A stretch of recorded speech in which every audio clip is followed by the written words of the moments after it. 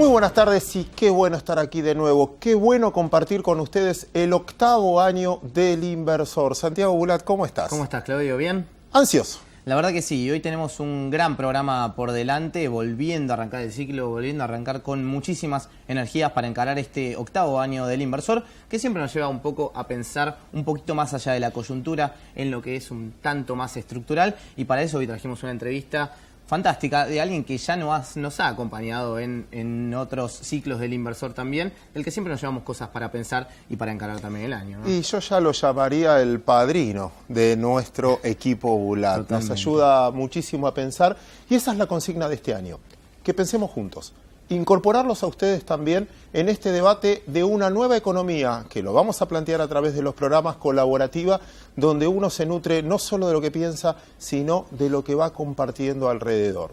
Y hoy trajimos un tema para debatir con ustedes. Lo decía Santi en la promoción, esto de que se discute todo el tiempo, shock o gradualismo. La primera pregunta del debate es, ¿se puede elegir? ¿O a veces uno hace lo que puede con lo que tiene? No es una decisión de uno si se da por shock. Muchas veces los shocks se dan porque se dieron y no fue planeado, y otras veces sí es elegido. Muchas veces, al menos a mí, me tocó ver las dos campanas y finalmente le vamos a dar la palabra final a nuestro invitado que ya lo menciono, Juan Carlos de Pablo, el doctor Juan Carlos de Pablo. ¿Por qué? Muchas veces decimos que el shock es un alivio, porque uno no tiene respuesta, pasa lo que pasa, y termina sucediendo y no te queda otra que terminar actuando. El ejemplo que siempre dan es el de la rana. ¿Se acuerdan que si la caliento de golpe reacciona y se va, pero si la voy calentando de a poquito termina muriendo ahí adentro? Pero una persona que a mí me inspiró en algunas editoriales que utilicé, y me van a aguantar porque lo voy a utilizar varias veces, es el economista israelí, sociólogo también, Dan Ariely. Y el otro día di un ejemplo que es el que quiero discutir con Juan Carlos de Pablo y acá cierro mi editorial. Él tuvo un accidente muy importante de chico y se quemó gran parte de la cara. Y él se debatía lo mismo, si servía el shock o servía el gradualismo. ¿A qué se refería? Él tenía enfermeras que decían, cada vez había que cambiar las vendas todos los días. Y a la noche le sacaban la venda. Y las enfermeras decían que lo mejor era el shock, sacar la venda de una, porque el sufrimiento era un minuto y después ya está. Y que el gradualismo, como cuando te sacas una curita, te la vas sacando de a poco, de a poco, de a poco, el dolor dura un montón. Y él tenía la teoría que era mejor el gradualismo. ¿Por qué?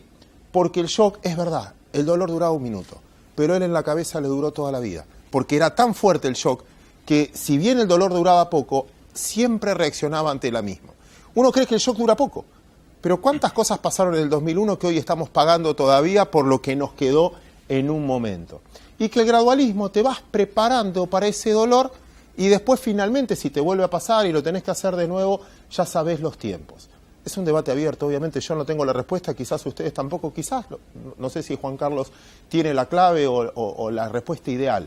Pero vale la pena, hoy en el debate argentino, donde todos hacen propuestas, entender cómo queda o qué pasa en una sociedad. Afortunadamente trajimos a Juan Carlos, como bien lo mencionabas, que escribió hace poco un libro que tiene que ver con los Nobel de la economía, ¿no? Cuánto también de lo que aprendemos en la facultad finalmente es aplicable, cuánto no es aplicable, cuánto necesitamos también de que la sociedad acepte los distintos cambios y demás, tema que hemos tratado mucho el año pasado, de cuán preparados estamos para los diferentes cambios, pero es un tema que quizás se debate mucho en la Argentina y que en todo el mundo hubo muchísimas experiencias. De hecho, el otro libro que ya está escribiendo Juan Carlos habla un poco de eso, de comparar experiencias que vieron en Argentina y también en otros países del mundo, con lo cual tenemos mucho, me parece, para preguntar y repreguntar y quedarnos todavía con más dudas, ¿no? Che, hace 5 minutos que empezó el programa, estamos hablando de Pablo, y si hablamos con él mejor, para en vez de estar hablando nosotros... Te voy a presentar a la emprendedora y dale, después empezamos. El programa. Mónica Páez está con nosotros, que nos va a contar de Robot Group, una iniciativa para vender, para dar kits de robótica a los distintos chicos, desde 6 hasta los años que vos quieras, y ahí empezar a programar, empezar a hacer distintos juegos y meterse en el mundo de la robótica, que empieza a ser un mundo fantástico y que a los chicos hay que empezar a inculcárselos desde más chicos. Te agrego dos cosas, no solo de la robótica, fenomenal desde el punto de vista educativo también, sino de la fabricación. Me estaba contando, por ejemplo, la incidencia de la energía, fabricar algo, cuánto era la incidencia de la energía cuando planificó la producción y cuánto es hoy. Exacto. Cómo hay muchos datos que también son inflacionarios, también forma parte de cada uno, que no dependen de cada uno. Tenemos que empezar a trabajar. Vamos a eso. Primero les dejo las redes para que puedan comunicarse con nosotros. Nos encuentran en Twitter, en Facebook y en Instagram como Equipo Bulat. Pueden también volver a ver todos nuestros programas en YouTube. Nos encuentran allí como El Inversor Oficial. Pueden también leernos www.elpuntodeequilibrio.com y si tienen alguna consulta la estaremos respondiendo vía mail o en la radio en equipo.bulat@gmail.com. Ahora sí, Claudio, si te parece, arrancamos. Empezamos.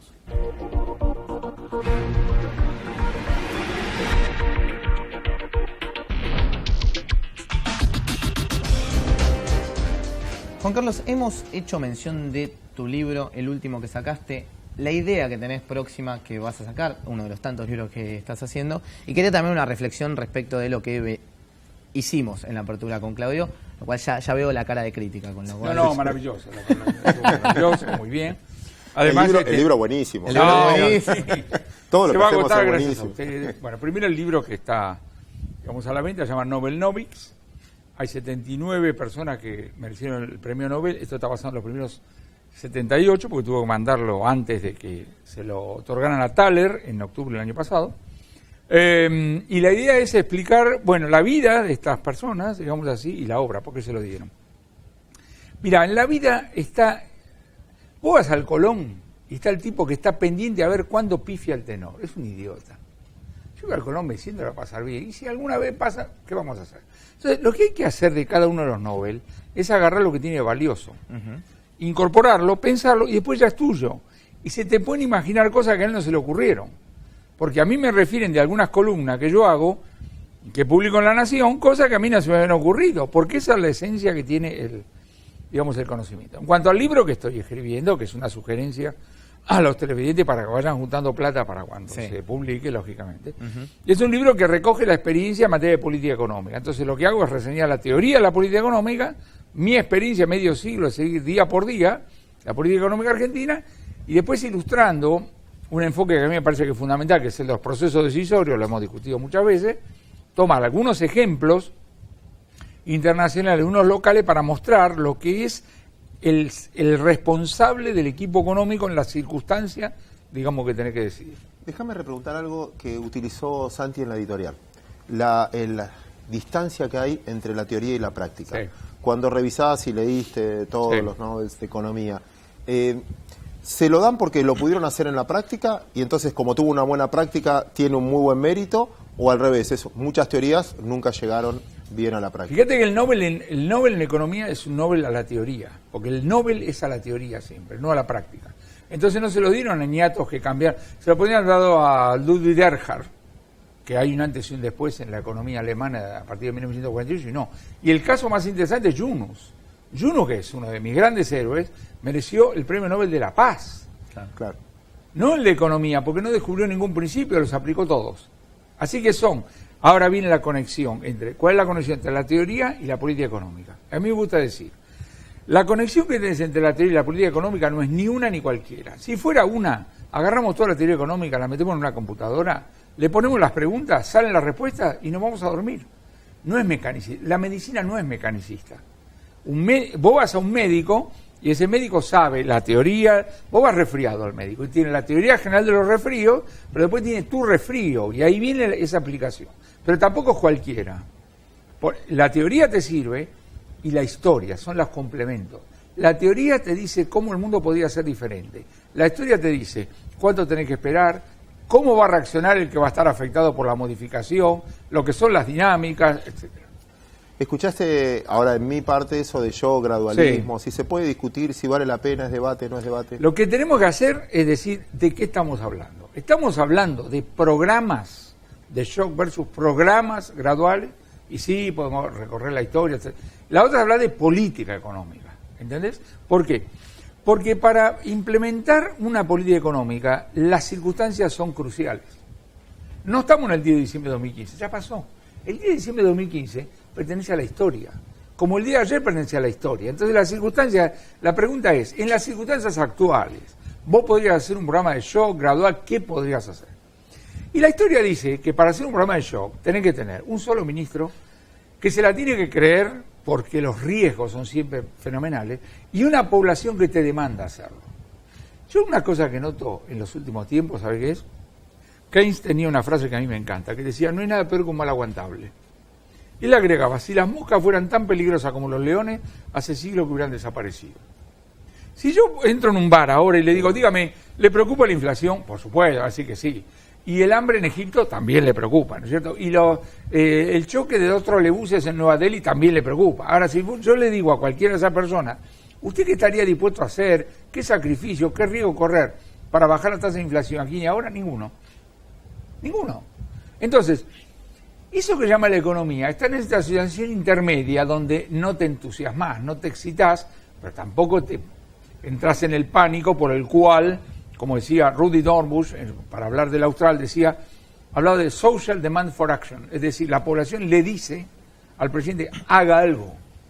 Entre paréntesis, el momento en el cual el presidente Alfonsín inaugura el Austral tiene que ver no solamente con la realidad de ese momento, que era 1% por día la tasa de inflación, sino que se le venía en noviembre del 85 la primera renovación de diputados. Y dijo, no puedo empezar perdiendo. Entonces, otra vez, las consideraciones políticas son fundamentales, probablemente no tanto para el diseño del programa, sí para el problema de cómo lo encarás, etcétera. Ahí tengo otra de las preguntas que sale quizás de la editorial también, que es un poco hablando de la generalidad de los papers que hemos leído. Vos obviamente has leído muchísimos, yo he leído los que vi en la facultad y demás, me sigo informando, pero... Él leyó a todos los Nobel de Economía, yo leí el libro de él. Claro, bueno, ya está, listo. Lo mío es un resumen. Yo puedo decir que leí, claro. Está bien. No, pero ciertas teorías son muy aplicadas y quizás tienen un funcionamiento en un país y quizás en otro país la misma aplicación tiene un funcionamiento completamente diferente. ¿Es algo que pasa? ¿Es algo que pasó en la Argentina particularmente? Pero por supuesto, escúchame, el trasplante mecanicista no sirve para nada. Yo tengo una gran disputa con algunos colegas míos sobre el tema metas de inflación. Sí. Yo digo, no me hinchen con metas de inflación. No, en Nueva Zelanda funciona. Digo, en Nueva Zelanda todo funciona. Y no sabemos bien por qué, porque como todo tira para adelante, hay una cosa en econometría que se llama multicolonialidad. Sí, es decir, si 3 variables viran para adelante, distinguir a qué se atribuye qué es difícil. Exacto. Yo le digo a mis alumnos, ¿usted quiere a estudiar afuera? Vaya. Métase en los debates que les calientan a ellos. Es una estupidez ir a Inglaterra a estudiar Mercosur. ¿A quién se le ocurre? Anda a Inglaterra, ¿qué están estudiando en Inglaterra? ¿El Brexit? Metete en el Brexit, discut, porque así los profesores tuyos van a estar entusiasmados. Terminaste, te graduaste, con honores, te felicito, ahora volvé y pensá. ¿Qué es pensar? Esto que yo te digo, la transformación de la teoría en términos de cosas prácticas no es una cosa mecanicista, es razonar, es pasar el tiempo, es mirarte al espejo, es leer historia, escuchar a los mayores, todo ese tipo de cosas, ¿te llevan a qué? Te llevan a un elemento fundamental en política económica que es el elemento de la prudencia. Yo, a las edades que tengo, me vuelve loco algunos experimentos, digo, flaco, probá. ¿Por qué? Porque en economía aplicada, me gusta decir, las balas son de verdad. Si vos querés hacer un trabajo, claro. Si Adam Smith se peluqueaba, qué sé yo, no me importa, haz lo que quiera. Ahora, si vos vas a opinar, tomamos un ejemplo que está en debate en las últimas semanas, la igualación salarial entre hombre y mujer. Muy bonito. Ahora, yo le digo a cualquier legislador o a cualquiera, le digo, perdón, antes de aprobar una ley que iguale los salarios, uno tiene que preguntarles por qué son diferentes. Exacto. Porque si son diferentes por un capricho, bueno, sacás la ley, mandás inspectores, haces lo que quieras. Pero si hay alguna razón real por la cual son diferentes y vos querés forzar la igualación, lo único que vas a lograr es que las mujeres que ya tienen trabajo digan, clean caja, los felicito. Pero la próxima mujer que quiera buscar trabajo va a tener más dificultades. Y si a raíz de eso se te ocurre hacer un cupo femenino, vas a inducir la informalidad, que no es lo que querías. Entonces, ¿a dónde vamos? La política económica cada vez es más específica. Cada vez es más específica. El decreto simplificador. Yo lo imprimí, porque tengo que ver, trabajo estas cosas. 84 páginas. Las primeras 37 páginas considerando. Y después aparece la parte dispositiva. La parte dispositiva es así. El artículo 78 dice, sustituyes el inciso J de la ley de por el siguiente, Han King Kung King King, chino básico. Excepto que estés en lo tuyo. La dama que va a venir después habla de robótica. Entonces, cuando apareció el decreto simplificador, agarró ella o alguno de los ayudantes, rastreó todo y encontró que el artículo 84 tenía que ver con ellos.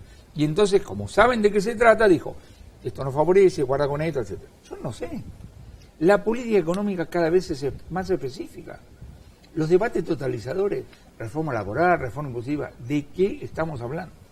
Uno de los puntos, déjame insistir sobre esto que estamos hablando. Escucho muchas veces, muchos, no, esto es cultural, esto no traigamos lo de Alemania porque en Alemania hay alemanes, en Argentina argentinos, todo esto es cultural. Y muchos te dicen, no, pero las culturas se cambian, mirá el ejemplo de tal país. ¿Se cambian esas culturas o necesitas un poder político enorme para poder cambiarlas? Ni una cosa ni la otra. Vamos. ¿Qué quiero decir con esto? Viste que hay gente que dice, no, ¿sabes qué? Ganamos las invasiones inglesas en 1806, 1807, ¿qué le vamos a hacer? Bueno, entonces ya está. O por ejemplo, decir, no, ¿sabes qué? Somos católicos. Había uno que decía, después dijeron que era falso, pero que asociaba el éxito del capitalismo al protestantismo. Y somos católicos, ¿qué quiere que haga? Bueno, eso es una exageración. La otra exageración es que vos cambiás la regla de juego y ya está. Y el ejemplo extremo, si vos querés, yo agarro los códigos de derechos procesales del Reino Unido, los pongo en Haití y no funciona. Ni una cosa ni la otra. Ahora, a todos los argumentos hay que darle especificidad, porque si no nos quedamos... ¿De qué estamos hablando? Por lo cual el trasplante de lo que vos podés estudiar en Estados Unidos, Inglaterra, Francia, lo que vos quieras, no es automático acá. Que los argentinos tenemos una historia dentro. ¿Qué dice esa historia? Esa historia dice que como ahorristas en pesos hemos sido sistemáticamente estafados. Que tacharía lo de pesos, como ahorristas. Bueno, que te juraron por su madre que esta vez era diferente y no era diferente. Es decir, el argentino, tu tía, tiene una sensibilidad que el ruso lo tiene, que el griego probablemente lo tiene y que el canadiense no lo tiene. No es que somos más inteligentes que ellos, hemos vivido diferente. Entonces, cuando vos querés hacer una política económica, cuando vos querés trasplantar, tenés que primero entender lo que pasa allá. Porque esto de leer 3 renglones y ya saber lo que pasó en Singapur, qué maravilla Singapur, te felicito. Ahora, decime exactamente qué fue lo que hicieron, con qué, cuáles son las circunstancias. Y una vez que entendiste, venís para acá y vas a ver también lo que son los componentes políticos, institucionales, etcétera.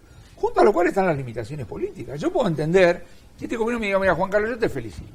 Pero ¿sabés qué? No tengo mayoría, no tengo esto, me están torpedeando. Le digo, tenés razón. De hecho, cuando yo hago los comentarios referidos a guarda con el endeudamiento, si seguimos así chocamos, etcétera, etcétera, no estoy criticando al presidente. Hay alguna señora por la calle después me quieren pegar con el paraguas, me dice, usted es anti-Macri. ¿Qué anti-Macri? Yo como profesional tengo que poner sobre la mesa los datos que veo. Y entonces, es decir, toda estrategia basada en el endeudamiento es endeble. Primero porque aunque no pase nada, el acreedor un día se puede cansar de prestarte. Y a caballo puede pasar algo. No estoy haciendo, yo no hago pronósticos, lo que digo guarda con esto. Hay un cambio, Juan Pablo, a nivel mundial de algo que venía pasando con la tasa de Estados Unidos, por ejemplo. Desde 2008 la teníamos por debajo de 0,5% y ahora ya empieza una tendencia a volver por encima de esos niveles, de a poco, pero es algo que agarra al mundo mucho más endeudado que antes. Esto muy interesante. Primero, los jóvenes se malacostumbran, sí, porque agarran niveles de desequilibrio, como podría acá el veterano y yo, mirar y decir, flaco, esto de que ahora te parezca natural que la tasa de interés sea cero, no, bueno. Claro. ¿Quién lo recordó hace el año pasado? Stanley Fischer, que tiene mi edad más o menos. Hasta hace poco, número 2 del FED, ¿no es cierto? Que dijo, che, guarda con esto de que es cero, no. Pero viene el punto central que vos hiciste. La mala lectura de Keynes es, cuando vos tenés una situación verdaderamente dramática, no tengas tanto cuidado con los stocks porque tenés un problema de flujos. Muy bien. Aplicamos esto con gran entusiasmo, porque apareció el tema de la deuda con un nivel realmente, digamos así, fenomenal. Sí, porque tenés un conjunto de países endeudados, como son relativamente creíbles, entonces parecería que en el corto plazo no pasa nada hasta que algún día, digamos así, pasa, ¿no es cierto? Una de las cosas que uno ve con los añitos que tiene es cómo cambian las magnitudes. El primer stand-by que hace Argentina en la época de Frondizi eran $100 millones, $125 millones, así. Hicieron un paquete. Todo el plan Bonex, la emisión fueron 5.000 millones. Toda la plata que había era 5.000 millones de dólares. Y ahora resulta, vos fíjate que en la crisis de 2008 el Fondo Monetario no existe. ¿Por qué? no tenía ideas, igual que nosotros, y no tenía plata. Entonces, ¿para qué lo precisaba? Claro. Ahora, El fondo fue recapitalizado varios años después de iniciada la crisis. La crisis fue solucionada y, para mi gusto, brillantemente atacada por Bernanke en Estados Unidos, pero con cierta coordinación con los países europeos, sobre la base de la acción individual coordinada de países individuales, ¿no? te voy a provocar en un punto que decías, de veterano a veterano y después vos pensás. Si yo miro mi historia, Sí.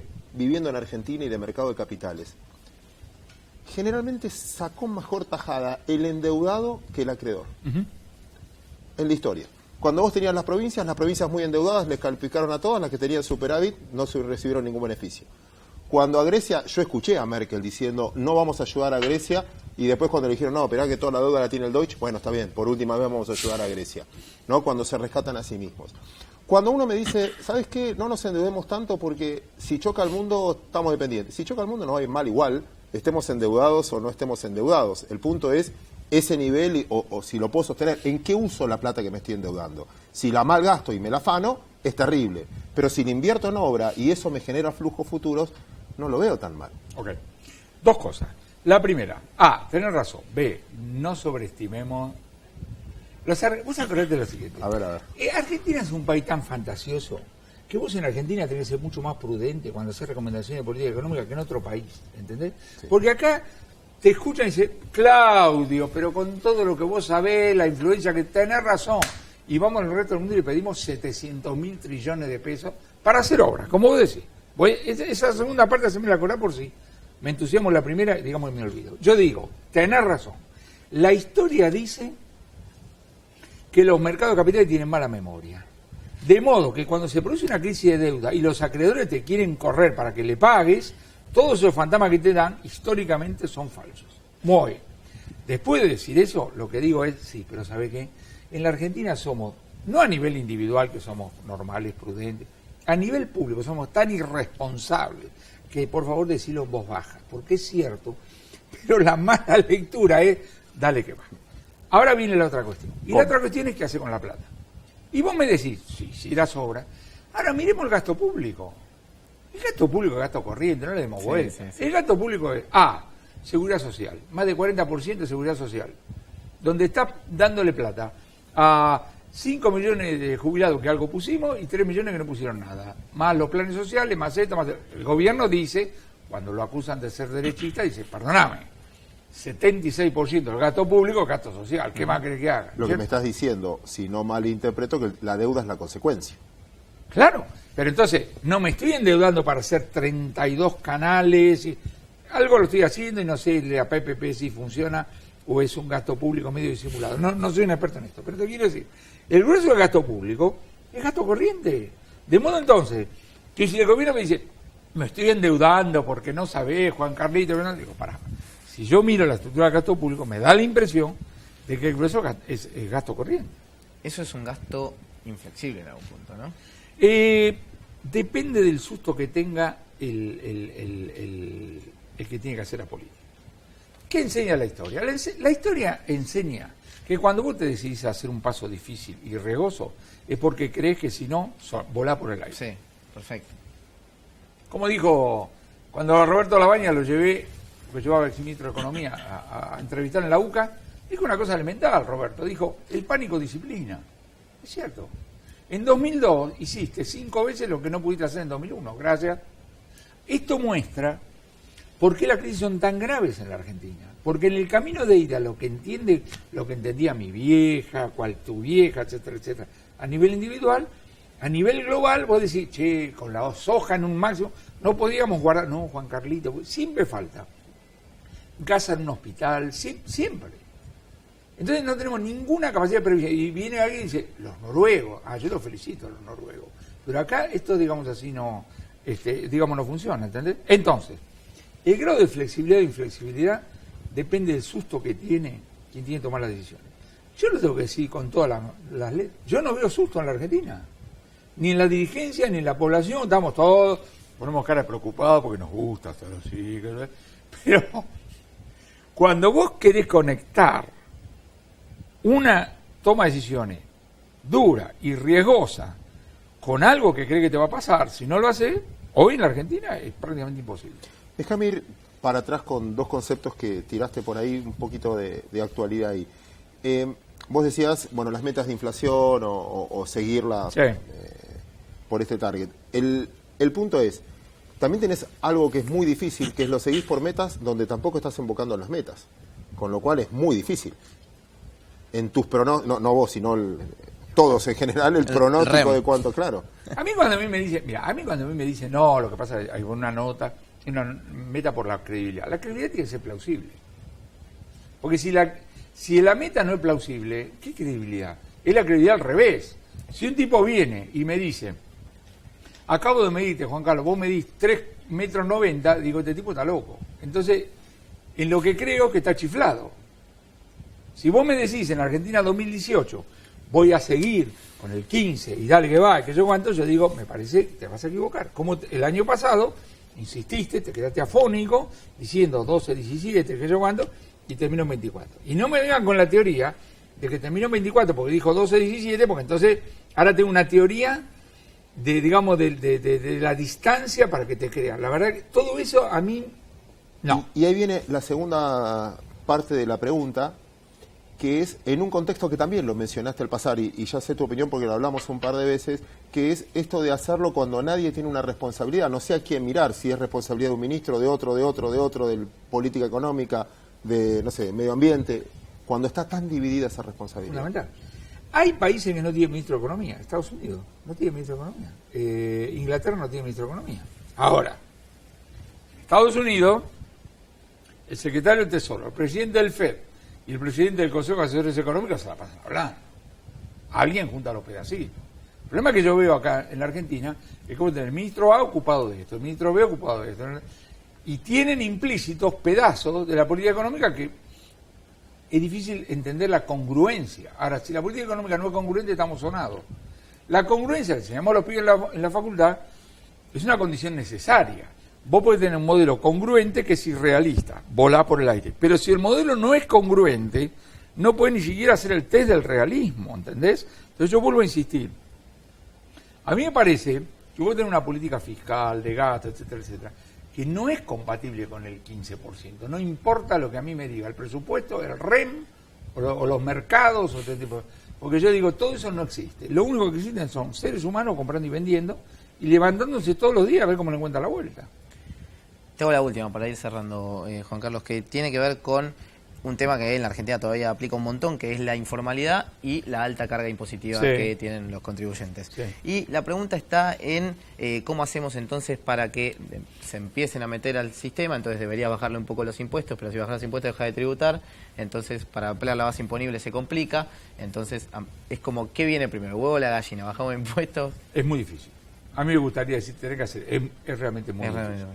¿Qué tenemos que decir? Lo que tenemos que decir, ponele que el PBI, el total es 10, 2/3 formal, 1/3 informal.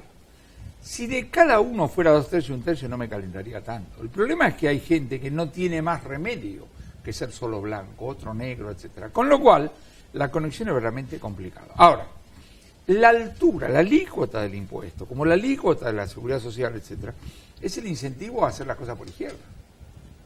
Sí. Cuando vos tenías en el anterior gobierno un tipo de cambio oficial de 8, Sí. y vos producías soja, y encima tenías que entregar el 35%, y tenías ahí en la frontera, yendo por izquierda, un tipo de cambio de, pongamos 15, Sí. 1-3, ¿no sabes lo que es 1-3? Con 1-3, viste, te olvidás de todo, tenés para coimear, el incentivo realmente. Imagínate hoy, no tengo los datos para la sospecha, las diferencias que tenés en Venezuela. ¿Vos te imaginas lo que está pasando en Venezuela? Sí. Infernal. Sí, muy linda nota. Solo quiero agregar una sola cosa, que lo que vos decís también le agregás el mundo, porque hoy importás de países que también compiten en desigualdad, porque hoy producir por lo que paga un asalariado en Bangladesh o donde fuera, también es competencia desleal con un importador o algo que importás que paga todo lo que tiene que pagar, ¿no? Desde el punto de vista como sociedad. Te vengo para el programa que vos quieras. David Ricardo, cuando hizo la teoría del porcentaje comparado, no le prestó atención a eso. En realidad lo que dijo es aprovechá eso. Aprovechá esa diferencia salarial o cosas por el estilo. Quiere decir que la respuesta, mis amigos los industriales van a hablar de mi mamá, pero yo igual lo voy a decir. La respuesta que vos tenés que dar, si vos querés pagar alto salario, es que vos te vas corriendo en el tipo de producto que vas haciendo. Lo que vos no podés hacer es solamente un producto que lo hace cualquiera, en cualquier país pagando cualquier salario, y que vos acá pretendés ganar un montón y pagando salario. Eso es fantasía. Juan Carlos, un placer tenerte aquí. Mucho valor nos das. Exactamente, lo mismo digo. Bueno, lo esperamos con el próximo libro igual, ¿no? Porque hoy te lo olvidaste. Me dejaron mudo, che. Voy a ver. Un fenómeno. Bueno, vamos a la columna de AgroTips y después seguimos con todo el inversor.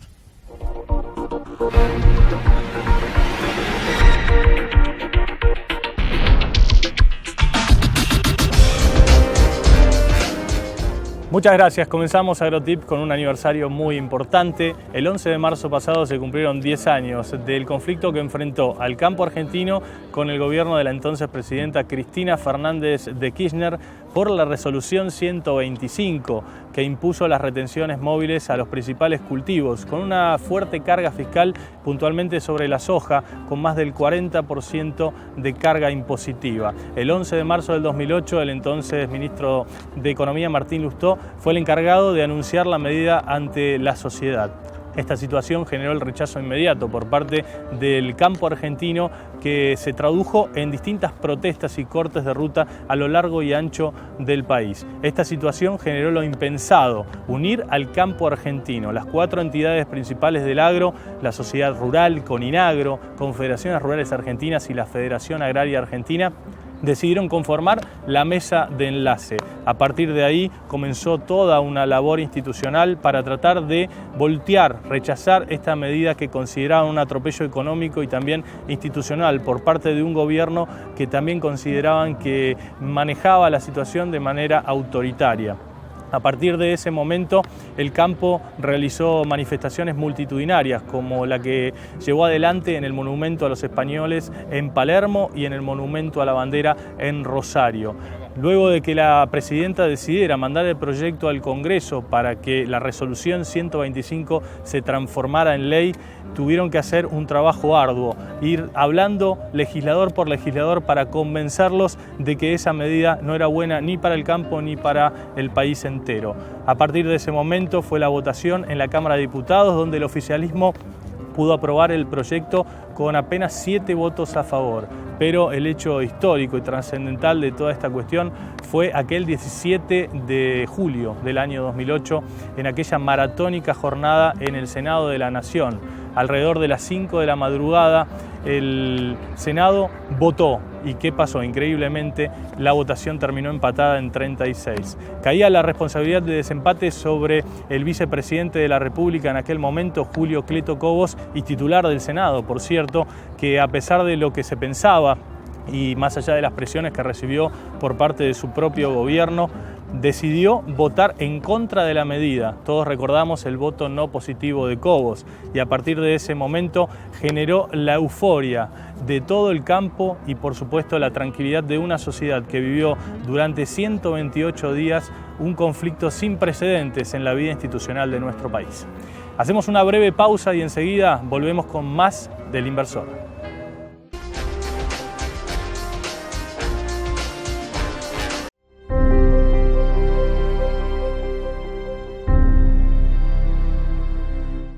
Somos San Miguel, una empresa argentina multinacional, líder en la industria de los cítricos. Somos experiencia e innovación. En Argentina, Uruguay, Perú y Sudáfrica, elaboramos productos de primera calidad, trabajando en armonía con el medio ambiente y con nuestra comunidad.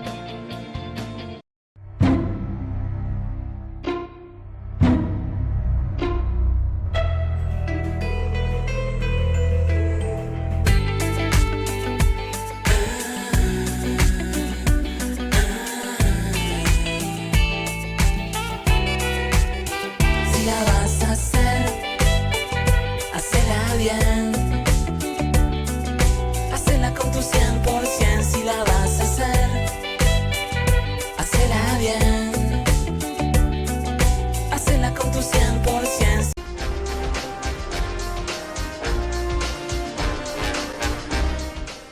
Veníamos hablando del gasto que hay en la Argentina y de cómo eso se traduce también en la carga tributaria tan alta que tiene la Argentina y cómo eso también genera distorsiones en los precios y en la producción, obviamente. Porque muchas veces sale mucho más barato irse afuera a comprar algo que lo que sale en la Argentina. Y quizás una de las principales justificaciones esté en justamente cuánto estamos pagando de impuestos. Vamos a un caso muy particular y muy cotidiano que es el de las naftas.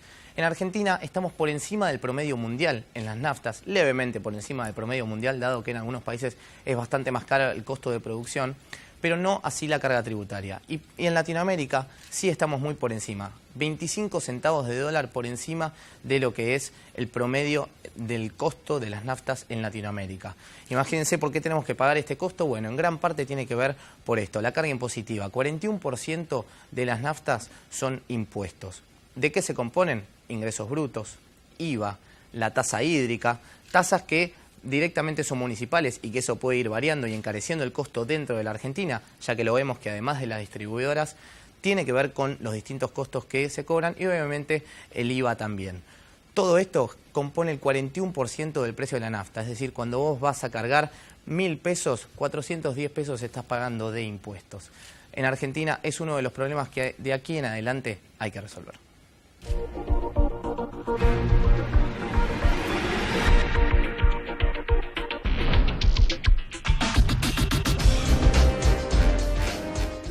Octavo ciclo también, por supuesto, de los hacedores, los emprendedores y los que siempre queremos mantener con nosotros, que nos vienen a contar sus historias y de aquí en adelante todas las dificultades que han tenido también. Particularmente estamos con Mónica, ya la habíamos presentado en la apertura del programa, pero me contabas alguna experiencia a raíz de lo que contábamos antes. Sí, con respecto a lo que estabas hablando recién, yo estaba trabajando con un asesor tecnológico español, que él venía a las provincias y él daba charlas sobre comunicación y a raíz de eso me contactó por ser una mujer frente a una empresa y que socialmente que tenía una importancia fuerte, un impacto fuerte en la sociedad. Y nosotros llevábamos nuestros kits, se compraban los kits en las provincias, dábamos charlas, asesoramiento, etcétera. Cuando volvía a comprar kits o preguntaba para comprar kits otra vez, me preguntaba ¿por qué el precio varió? Y sí, por la inflación, porque varían los precios en la Argentina. Bueno, cierto, ustedes con el tema del IVA. Y bueno, finalmente era todo un problema el continuar con ese programa porque continuamente teníamos que estar variando los precios.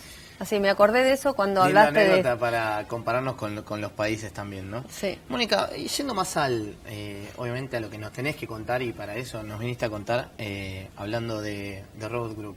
Primero, hagamos un repaso de cómo nació y de qué se trata y cómo fue mutando también. Bueno, yo comencé con talleres de robótica, dando en los colegios talleres de robótica. ¿Vos sos? Yo soy licenciada en física. Bien. Y docente, amo la docencia. Y a raíz de eso me interesó qué poder hacer en la Argentina, qué había en la Argentina sobre robótica. Y realmente había hobbyistas, no había una industria de robótica, no había alguien que fabricara robots para la educación. Todo lo que existía era importado. Claro. Empecé a investigar comprando todos los robots de los hobbyistas, desarmando, viendo de qué manera nosotros podíamos llegar a fabricar algo que funcionara en las aulas. Y bueno, de esa manera... Tu objetivo era la docencia. Mi objetivo era colocar la robótica porque internacionalmente ya estaba instalada en las aulas como una manera de aprender matemática, física y todas las ciencias duras de una forma divertida, digamos, porque los alumnos terminaban aburriéndose, yo aburriéndome en mis clases, escuchándome dando las clases. Quería hacer las cosas de otra manera más dinámica y el tema de la programación lo que hace es ayudar mucho al pensamiento lógico y crítico de cada uno de los chicos. Y a eso apuntaba. ¿Y hace cuánto empezaste con todo? Y en el 96, 97 bueno, con los bastante. talleres de robótica y fabricando desde el 2008. Ok, perfecto. Había políticas en ese momento que se podían hacer software a través del FONSOF, del Ministerio de Ciencia y Tecnología de Nación. Sí. Sacamos uno de esos créditos, nos conocieron ahí, fuimos a la Plaza del Bicentenario. Ahí nos hicimos famosos porque todos iban a la carpa de donde estaban los robots porque era lo que se movía, lo que los chicos interactuaban. A partir de ahí empezamos a crecer. Yo me acuerdo que iba a los colegios con mi valijita de los kits a tratar de que entendiesen que esa era la forma de aprender que tenían que tener los chicos. Nadie me entendía. Al principio nadie entendía, ni los directivos, ni quien tenía que poner la plata, nadie entendía de qué se trataba. Claro. Hasta que empezó a avanzar y en ese momento las políticas del Ministerio de Ciencia y Tecnología nos llevaron a distintos lugares, provincias y demás, y de distintos programas municipales y provinciales, hace que estemos en la mayoría de las provincias ahora. ¿Vos eso lo empezaste a aplicar para vos mismo, digamos, para tus clases? ¿Empezaste a ver qué resultado Claro, daba? empecé a aplicarlo yo y cuando vi que era fantástico, esto tiene que llegar a más gente, tiene que llegar a todo el mundo. Claro. Empezamos a salir a los barrios a desmistificar la ciencia con la gente del COFECIT, a desmistificar que la ciencia era, el científico era aquel que estaba con el guardapolvo blanco y los lentes y nada más, y exclusivo para ciertas personas. No, llegar a todos con este tipo de tecnología innovadora. Algo que fuera mucho más popular. Eso nos llevó mucho trabajo a nosotros porque hacerlo popular es muy fácil ir para arriba, digamos, en el conocimiento, es muy fácil. Lo difícil es llevar ese conocimiento que puede llegar a ser bastante abstracto, llevarlo a un terreno real y concreto donde los chicos lo puedan entender. Claro. Entonces, el que sabe, para arriba puede seguir sabiendo, pero el que no sabe nada, bajarle esos conocimientos para que los pueda comprender fue lo más complicado. Claro. Y logramos hacer que chicos de jardín, es decir, del kinder hasta universitarios y para arriba, lo que quieras, utilicen el equipamiento para aprender a programar. Entonces, Un nene no puede aprender a programar. programa, lo que aprende es secuencias lógicas. Entonces, a través de secuencias lógicas de darle órdenes a un robot a través, no con la computadora, sino de unas tarjetas magnéticas, sabe cuántos pasos tiene que dar para cierto sector para llegar a un objetivo, cuánto a la derecha, cuánto a la izquierda, qué tiene que hacer para no chocar este vaso. Es decir, lo que hicimos fue llevar a que empiecen con una secuencia lógica de pensamiento que después se va a traducir en el uso de la computadora con un lenguaje icónico de símbolos que después se va a traducir en un lenguaje de sintaxis ya cuando son más grandes. ¿Y cómo hiciste para adaptar cada uno? Obviamente ahora me contarás paso por paso, yendo desde los 5 o 6 años Sí. hasta el final de la secundaria. Son distintos kits, Claro. son distintos kits, uno como te contaba con programación a través de tarjetas, que son para los más chiquitos, otros que tienen relacionados con arte y tecnología, que son los de primer ciclo. ¿Por qué los busqué que fueran relacionados con arte y tecnología? Porque buscamos o buscaba que la expresión de los chicos no se limite a lo puramente tecnológico, sino que puedan expresarse en otro sentido. Ya el arte y la tecnología están íntimamente relacionados. Claro. Entonces, ¿por qué no buscarle a ese más chiquito relacionar el arte y la tecnología, que después se le elija para qué rama va, pero no centrarlos en lo puramente tecnológico, apartándolo de lo artístico? De lo artístico, exacto. Y vos ahí brindabas los kits directamente, no es que le brindabas ya algo armado. No, es todo para armar, es decir, los kits los creamos por supuesto, yo tengo la idea, tengo un grupo de trabajo donde hay diseñadores, electrónicos, pedagogos, es decir, tengo la idea y vamos entre todos formando, pero me rodea, digamos, de gente que tenga sobre todo el pensamiento de que esto tiene que ser para todos. Bien. ¿Cómo ha avanzado desde 2008 para acá, ya habiendo pasado 10 años? Y sí, muchísimo. Empezamos no en un garage, pero sí en un PH.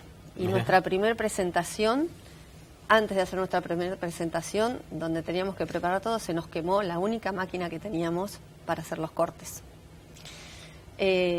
Logramos hacer los cortes igual, llegamos a la presentación como fuera, hicimos, y nuestro primer gran comprador fue la provincia de San Luis. Ah, mira. Toda la provincia de San Luis. ¿Fue una presentación allá? Fue una presentación allá. Ok. La provincia de San Luis fue la primera provincia donde todas las escuelas tienen nuestros kits. Primarias, secundarias, todas. ¿En serio? Bueno, los tiene San Luis, La Matanza, Córdoba, Santiago, Misiones, Corrientes, el sur, Increíble. Tierra del Fuego. A todos lados. De a poco fue a todos lados, siempre pensando esto, ¿no? Que llegara más chicos. ¿Y ustedes hablan directamente con los municipios? Es decir, y partir a de esta ahí? altura ya nos buscan. Claro, bueno. Ya es nos una buscan alegría. y a través, ya te digo, Robótica y Tecnología para Educar, que es el programa que lanzó Sí. el COFECIT, las provincias pueden pedir ese financiamiento, comprar los kits. ¿Por qué nos compran a nosotros? Porque no es un capricho, porque está abierto a que compren a cualquier empresa.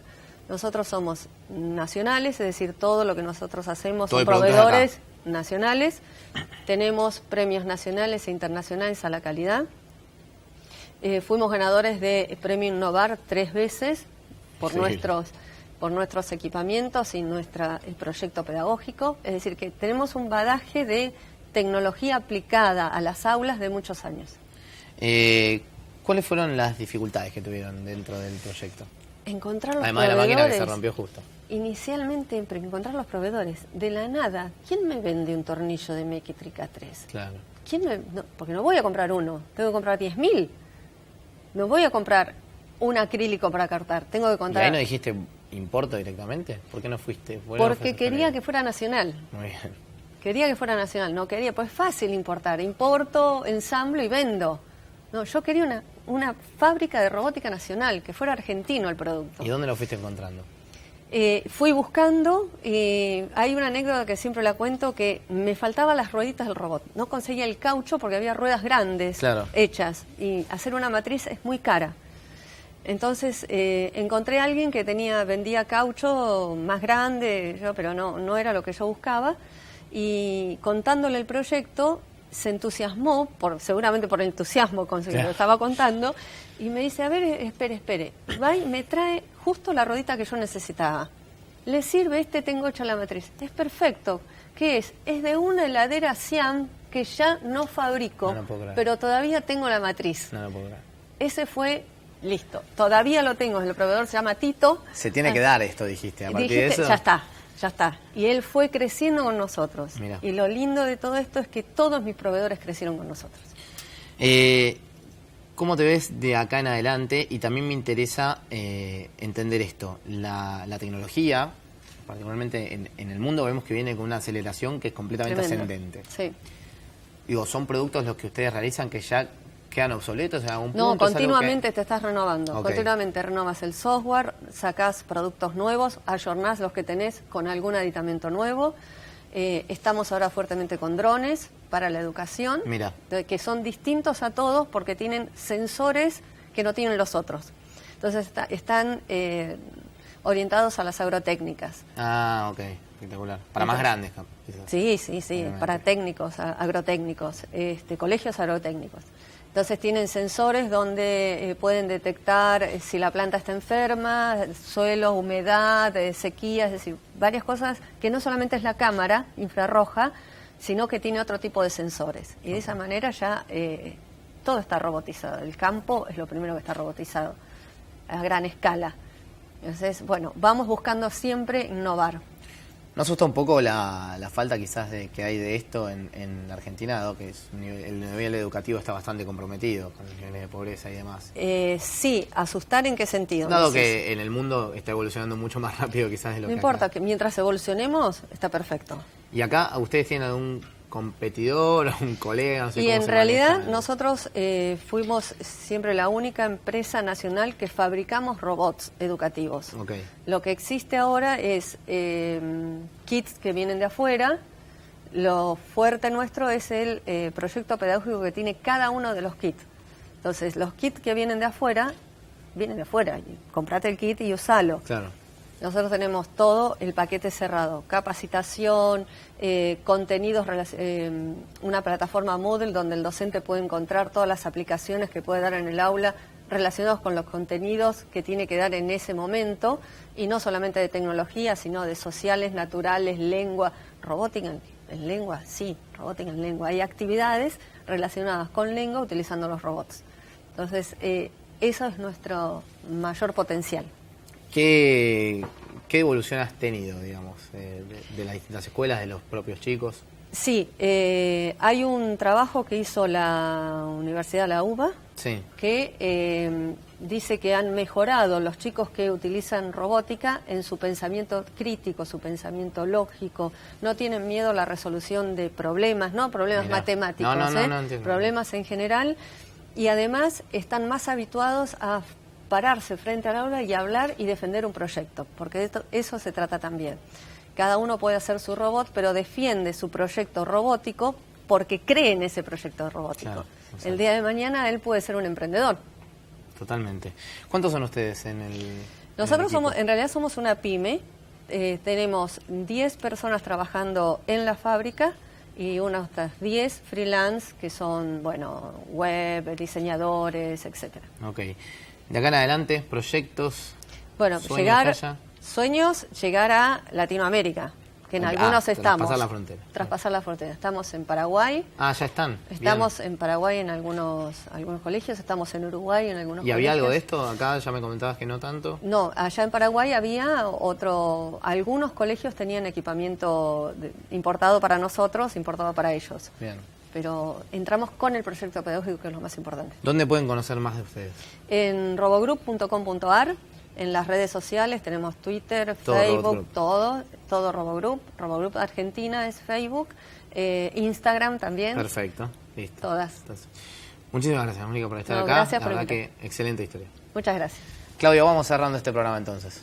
Gracias y esperamos que les haya gustado el contenido del programa de hoy. Creo que atravesamos, fue nuestro primer programa en este ciclo y atravesado esa historia que planteaba Santiago al principio entre la teoría y la práctica, si vale la pena o no, y también sobre si hay decisiones, gradualismo, etcétera, que uno puede planificar de antemano y a veces las cosas suceden porque suceden. Totalmente. El segmento Hacedores y Emprendedores, como siempre, que lo dan todo, así que es un placer tenerlos siempre con nosotros y seguiremos. Bueno, un lindo año, lindo programa para arrancar el año. Lindo programa, nos vamos a meter un poquito en finanzas y voy a utilizar solo un minuto de este bloque final para ir despidiéndonos. Que no confundan algo popular con algo rentable. Lo vamos a desarrollar durante los programas, pero muchas cosas que son muy populares no significa que después terminan ganando plata. Seguro. Empezaron a cotizar un montón de empresas muy populares. Twitter, Spotify empiece ahora, Dropbox empieza ahora. Y quiero que simplemente cuando analicen, no porque si algo sea famoso, te va a hacer ganar plata. Y hay mucha evidencia al respecto. Ya lo vamos a tratar y sobre todo lo vamos a tratar en el Inversor Bolsero, los martes serio? a ¿Cuándo? las 21 horas por FM Millennium 106.7. No se escuchan, lo pueden escuchar a Sucho. También, Sí, a veces, pero hay gente más joven que va a entender mejor que yo esta parte tecnológica. Pero ¿saben qué? A nosotros nos puede leer en nuestro newsletter, elpuntodeequilibrio.com. Siempre le agradecemos a ustedes que están del otro lado y ayudan, en este caso, para que este programa tenga sentido. Santiago, nos reencontramos. Nos reencontramos el sábado que viene entonces a las 14 por metro.